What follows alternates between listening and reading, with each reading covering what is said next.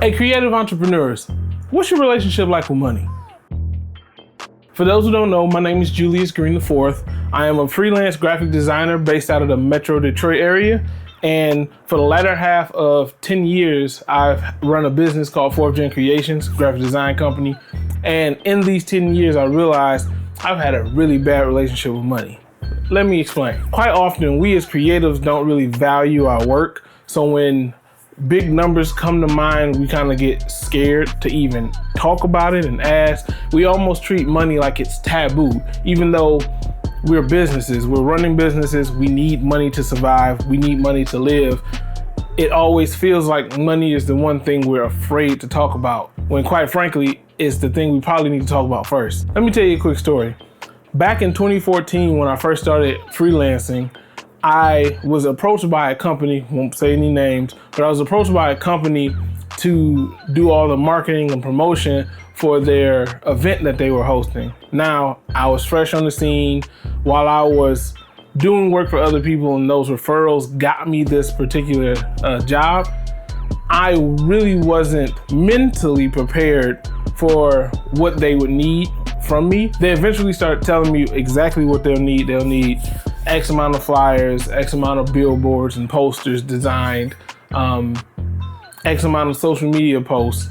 You get the gist. After giving me a list of the itemized deliverables that they would need, they gave me a number. They said, hey, we'll pay $1,500 for this. Now, mind you, this was 10 years ago. $1,500 to me, especially just starting out, was a lot of money, And I was so afraid by that number that I actually, and I know people are gonna eat me up for this, but I actually told them something lower. When I added up what I normally charge, it actually came up to about $750.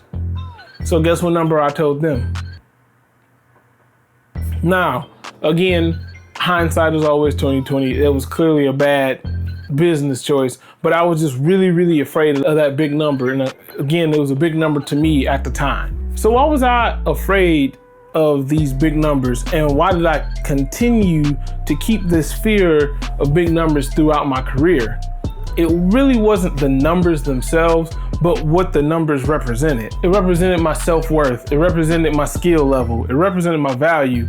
And I'd be lying if I said I was walking around here the most confident individual in the world. And I realized that a lot of creative entrepreneurs don't really value ourselves. So it's harder for us to express our value to others, which then in turn makes it hard to justify large numbers to people. So when we have someone inquiring for work, it's hard to tell them it's gonna cost X thousands of dollars for the work when we might not feel that we understand the value that we're providing to a potential client. I want to run a scenario with you. If I went to the future and then came back and told you, hey, the company you're about to make this design for is going to generate $20 million in revenue over the next year based on what you designed for them, would you have a hard time charging them $500,000? Probably not. Why? Because you already know the value that it's going to bring to them.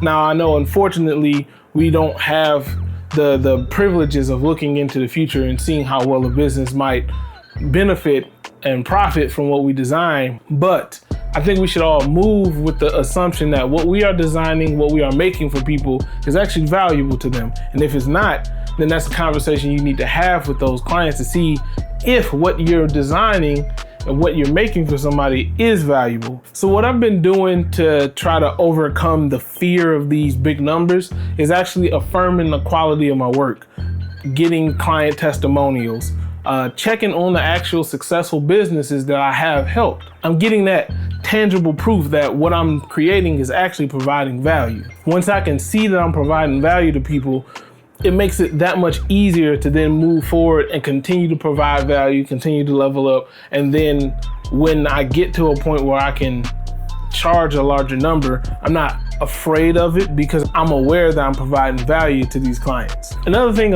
I'm doing is actually educating myself in business, and I'll be adding more of that to my YouTube videos and sharing the things that I'm learning as I learn it, but just kind of educating myself on business itself, right?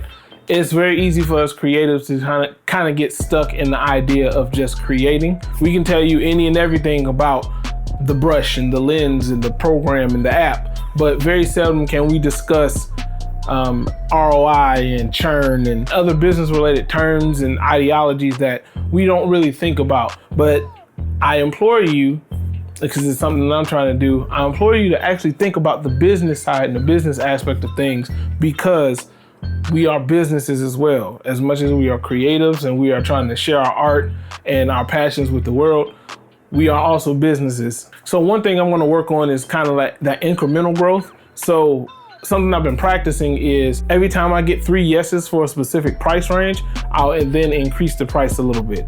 And I'll then increase it after another 3 clients, etc., etc. Until you will eventually get to a point where people will probably say like, nah, this might be a little too much. Or you might get to a point where people still pay it.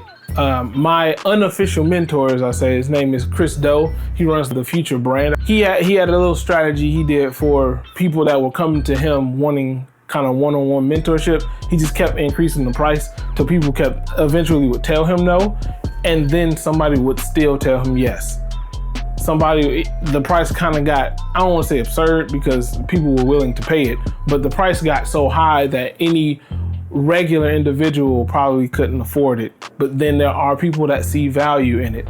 And that was another thing I wanted to say in being afraid of our pricing, is that there are people that actually genuinely see the value in what you're doing, even if you can't see it yourself. There's somebody willing to pay thousands of dollars for you to solve their problem. And that was something that I didn't really understand, especially when I first started out and quite frankly, years into me working. So ultimately, I just want to better my relationship with money, embrace the fact that big numbers, money, growth are all a part of the business journey. Understanding that me being afraid of money and having that money discussion is actually a hindrance and stopping me from growing as a business and as an individual. If there's anybody else that has learned how to overcome a bad relationship with money, by all means, comment in the comment section, tag me in a video, whatever it is, because I'm constantly trying to learn how to better my relationship with money. And I understand it's something that we as a community of creative entrepreneurs all need to learn how to do. We all got to eat. If you found this video useful, don't forget to like, subscribe, comment, do all the things, hit the bell, etc., etc. So I'm gonna just leave y'all with this, a quick little bar I read. As the confidence in my work solidifies, so should the comfort in its monetary value. Y'all be blessed.